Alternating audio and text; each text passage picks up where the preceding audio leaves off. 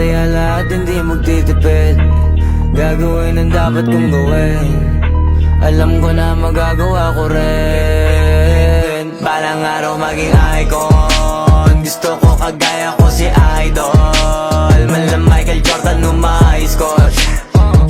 Kilalang magaling pagdating sa ring. Balang araw maging icon. Gusto ko kagaya ko si Idol. Kaya yung tiyaga ko tina times 4.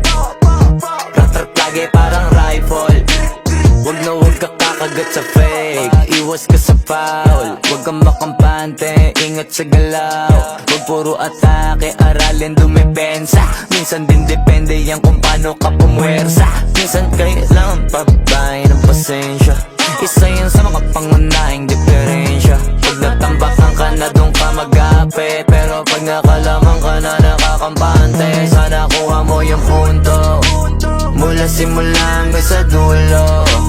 Dapat isagot mo yung laro mo. Dapat lagi nakatuto kada minuto. Balang araw maging icon. Gusto ko kagaya ko si Idol. Mala Michael Jordan umahis ko. Kilalang magaling pagdating sa ring. Balang araw maging icon. Gusto ko kagaya ko si Idol. Kaya yung tiyaga ko tina times 4. Rat-rat lagi parang rifle. Kasama na sa laro, natural lang madapa, natural lang matalisod, natural mabutata.